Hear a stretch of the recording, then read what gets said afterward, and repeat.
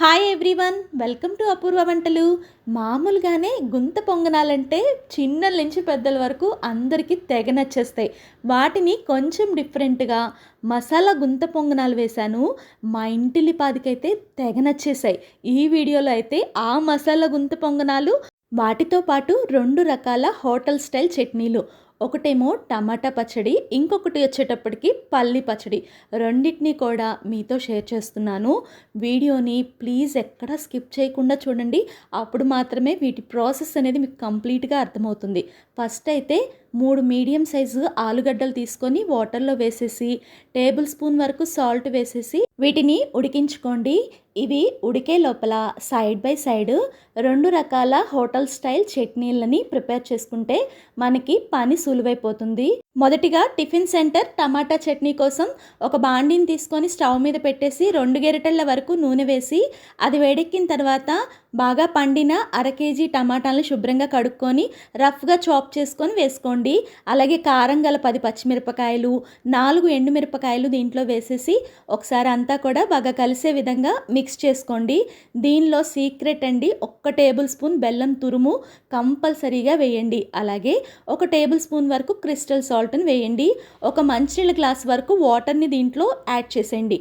అంటే ఒక 150 ml వరకు వాటర్ని వేయండి. దీనిలో మనం బెల్లం వేసాం కదండి, దానివల్ల దీని టేస్ట్ అనేది చాలా బాగుంటుంది. దీని మీద మూత పెట్టేసి మీడియం ఫ్లేమ్లో 15 నుంచి 20 నిమిషాల పాటు ఉడికించుకున్నారంటే చూడండి, టమాటాలు, పచ్చిమిర్చి అలాగే ఎండుమిరపకాయలు అన్నీ కూడా చక్కగా మగ్గిపోయినాయి.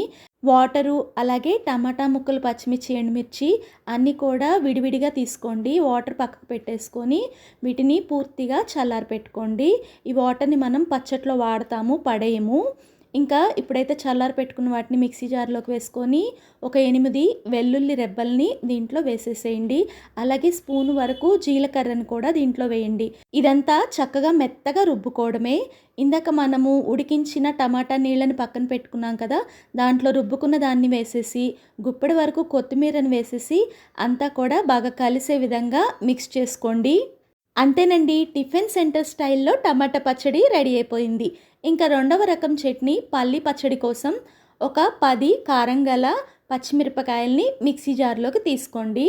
అదే మిక్సీ జార్లోకి ఒక అరకప్పు వరకు వేపిన వేరుశనగ గుళ్ళు అలాగే అరకప్పు వరకు పుట్నాల పప్పు రెండింటినీ కూడా వేసేసి దీంట్లో పచ్చి కొబ్బరి 1 కప్పు వరకు వేసేసుకోండి. అంటే మీరు పల్లీలు, పుట్నాలు పప్పు ఏ కప్పుతో తీసుకున్నారో అదే కప్పుతో పచ్చి కొబ్బరి కోలుచుకొని వేసుకొని టేబుల్ స్పూన్ క్రిస్టల్ సాల్ట్ వేసేసి ఇదంతా కూడా నీళ్లు వేసి ఫైన్గా రుబ్బుకోండి. అంతేనండి, హోటల్ స్టైల్లో పల్లి చట్నీ రెడీ అయిపోయింది. ఇంకా మరి 2 చట్నీలకు కూడా ఒకేసారి పోపు వేసేసుకుందాము. దీనికోసం ఒక బాండీని స్టవ్ మీద పెట్టేసి గరిటెడు నూనె వేసుకోండి.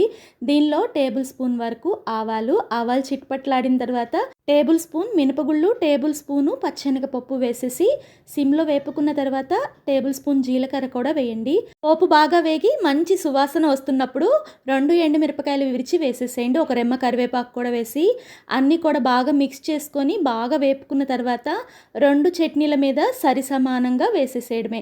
అంతేనండి, సింపుల్గా హోటల్ స్టైల్లో 2 రకాల చట్నీలు, ఒకటేమో పల్లి పచ్చడి, ఇంకొకటి హోటల్ స్టైల్ టమాటా పచ్చడి రెడీ అయిపోయింది. ఇందాక ఆలుగడ్డలు ఉడికించుకున్నాం కదా, వాటిని పొట్టు తీసేసి చక్కగా ఇట్లాగా స్మాష్ చేసుకొని పక్కన పెట్టేసుకున్నాను. మసాలా తయారీ కోసం ఒక బాండీలో గరిటెడు నూనె వేసేసి దాన్ని వేడి పెట్టుకొని ఒక 1/2 టేబుల్ స్పూన్ వరకు ఆవాలు, 1/2 టేబుల్ స్పూన్ వరకు జీలకర్రని వేయండి. ఇవి 2 కూడా బాగా వేగిన తర్వాత టేబుల్ స్పూన్ వరకు సన్నగా తరిగిన పచ్చిమిర్చి తురుమును కూడా వేసేసేయండి.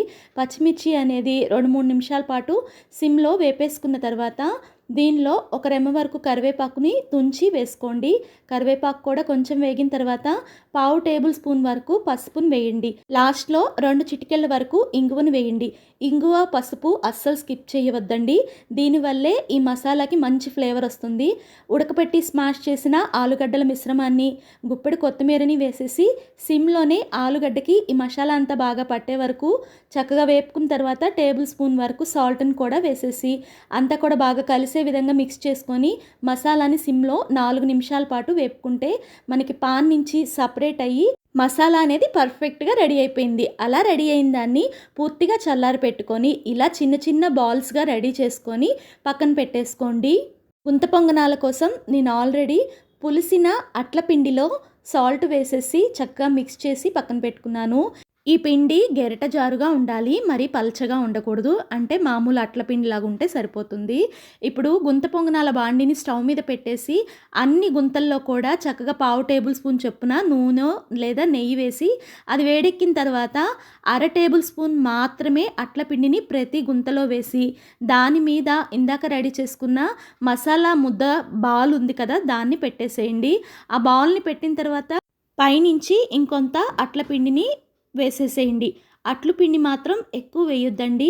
పావు టేబుల్ స్పూను లేదా అర టేబుల్ స్పూన్ మాత్రమే వేస్తే మనకేంటంటే ఇవి పర్ఫెక్ట్గా రెడీ అయిపోతాయి. ఇప్పుడు మూత పెట్టి వీటిని మీడియం ఫ్లేమ్లో ఒక 10 నిమిషాల పాటు మగ్గించుకుందాము. అలా మగ్గిన తర్వాత వీటిని రెండో వైపుకి కూడా టర్న్ చేసేసుకొని రెండో వైపు కూడా చక్కగా ఎర్రగా వేగే వరకు ఇంకొక 10 నిమిషాల పాటు వీటిని మగ్గించుకుంటే సరిపోతుంది. ఇవైతే లోపల స్టఫ్ తింటుంటే మసాలా ఫ్లేవర్తో పైనుంచి క్రంచీగా సూపర్ టేస్టీగా ఉంటాయి. అంతేనండి, మసాలా గుంత పొంగనాలు రెడీ అయిపోయినాయి. ఇంకా వీటిని వడ్డించుకోవటమే. మా అమ్మమ్మ వాళ్ళదైతే నెల్లూరు దగ్గర ఉన్న ఒక పల్లెటూరు. అక్కడైతే ఈ గుంత పొంగనాలని పులి బొంగరాలు అని అమ్మేవాళ్ళు. ఈ మసాలా అది మధ్యలో ఏం పెట్టేవాళ్ళు కాదు. రూపాయికి 10 ఇచ్చేవాళ్ళు. మా చిన్నప్పుడైతే తెగ కొనుక్కొని వాటిని తినేవాళ్ళం. నాకైతే వీటిని తిన్నప్పుడల్లా అదే మెమరీ గుర్తొచ్చేది. ఇంకా ఈ ఆలు స్టఫ్ మనం ప్రిపేర్ చేసుకునేటప్పుడు కొంచెం క్యారెట్ తురుము, బీట్రూట్ తురుము కూడా యాడ్ చేసుకోవచ్చు. మళ్ళీ ఇంకొక వాయి కూడా రెడీ చేసుకొని ఇలాగే రెండు వైపులా టర్న్ చేసుకుంటూ చక్కగా ఫ్రై చేసేసుకున్నాను. ఇలా అరిటాకులో వేసి మా పిల్లలకి ఇస్తే మా పిల్లలైతే చాలా హ్యాపీగా తిన్నారు. మీరు కూడా తప్పనిసరిగా ఈ మసాలా గుంత పొంగనాల్ని అలాగే ఈ 2 రకాల హోటల్ స్టైల్ చట్నీలని ట్రై చేసి ఈ కాంబినేషన్ మీకెలా కుదిరిందో కామెంట్ చేయటం మాత్రం అస్సలు మర్చిపోవద్దండి. ఈ చట్నీలు అయితే చాలా యమ్మీగా ఉంటాయి. ఇంకా ఈ గుంత పొంగనాలు అయితే వేరే లెవెల్ టేస్ట్ అని చెప్పొచ్చు. ఫస్ట్ టైం మన వీడియోస్ చూస్తుంటే ఇలాంటి వంటకాల కోసం మన అపూర్వ వంటలు ఛానల్ని సబ్స్క్రైబ్ చేసుకోండి. వీడియో నచ్చితే లైక్ చేసి మీ ఫ్రెండ్స్కి రిలేటివ్స్కి తప్పనిసరిగా షేర్ చేయండి. Thank you for watching. ఇంకొక హెల్తీ రెసిపీతో మీ ముందుంటాను.